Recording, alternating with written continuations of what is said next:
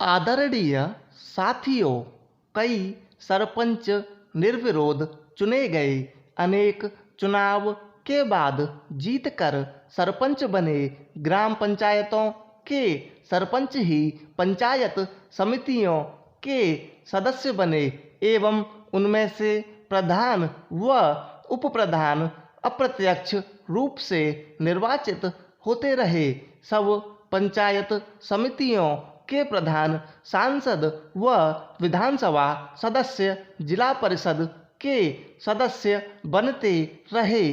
उन्हीं में से जिला परिषदों के प्रमुख व उप प्रमुख चुने जाते रहे हैं। न केवल राजस्थान राज्य में ही अपितु देश के अधिकांश राज्यों में पंचायती राज व्यवस्था की स्थापना के आरंभ के वर्षों में इन संस्थाओं ने ग्रामीण विकास की दिशा में अच्छे परिणाम दिए, लेकिन कुछ वर्षों बाद किन्हीं कारणों की वजह से पंचायती राज संस्थाएं अपने सौंपे गए उत्तरदायित्व को सही ढंग से निष्पादित करने में असमर्थ दिखाई देने लगी, अर्थात ये संस्थाएं अपेक्षित परिणाम देने में असफल रहीं। इसका सबसे बड़ा कारण इन संस्थाओं के पास वित्तीय साधनों की कमी रही।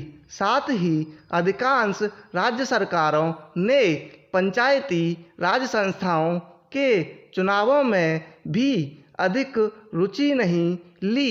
पंचायती राज संस्थाओं को अधिक गतिशील बनाने हेतु अशोक मेहता कमेटी ने सिफारिश की कि विकास कार्यक्रमों एवं योजनाओं को क्रियान्वित करने की जिम्मेदारी जिला परिषदों की हो। समिति के अनुसार पंचायतें 10-15 गांवों की मंडल पंचायतें हों तो अधिक सक्षम होंगी। ये मंडल पंचायतें ग्रामीण विकास योजनाओं को क्रियान्वित करेंगी। साथ ही समिति ने पंचायती राज संस्थाओं के चुनाव मुख्य निर्वाचन अधिकारी से करवाने की सिफारिश भी की। ग्रामीण विकास की प्रशासनिक व्यवस्था व गरीबी उन्मूलन समस्याओं हेतु गठित जीवी के राव कमेटी ने जिला स्तर पर योजनाएं बनाने व नियमित चुनाव कराने की सिफारिश की थी।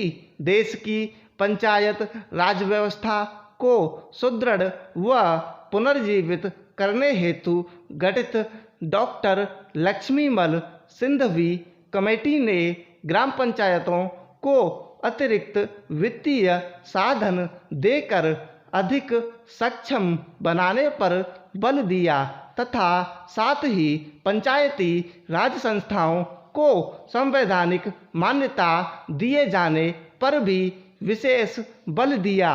देश में पंचायती राज संस्थाओं की बिगड़ती हुई स्थिति को ध्यान में रखते हुए पूर्व प्रधानमंत्री श्री राजीव गांधी ने पंचायती राज ढांचे को सुदृढ़ बनाने की कल्पना की थी और उन्होंने पंचायतों को अधिक अधिकार सौंपने तथा महिलाओं और कमजोर वर्गों की इन संस्थाओं में अधिक से अधिक भागीदारी देने की परिकल्पना की थी। हमारे वर्तमान प्रधानमंत्री के प्रयासों से अब यह संभव हो पाया है कि इस संबंध में शुरू किए गए प्रयासों तथा राष्ट्रपिता महात्मा गांधी जी के ग्राम स्वराज्य के स्वप्न को साकार बनाने की दृष्टि से संविधान में 73वीं संशोधन की कुछ महत्वपूर्ण बातों का जिक्र करना चाहूँगा। पंचायती राज संस्थाओं को प्रथम बार संवैधानिक दर्जा दिया गया। सभी राज्यों में पंचायती राज की त्रिस्तरीय पद्धति लागू की गई, लेकिन जिन राज्यों की जनसंख्या 20 लाख से कम है वहाँ बीच के स्तर की इकाई गठित करने की मर्जी राज्य सरकारों पर छोड़ी गई है। ग्राम सभा को वैधानिक दर्जा दिया गया। हर 5 वर्षों में अनिवार्य रूप से चुनाव होंगे। चुनावों की व्यवस्था एक स्वतंत्र चुनाव आयोग करवाएगा।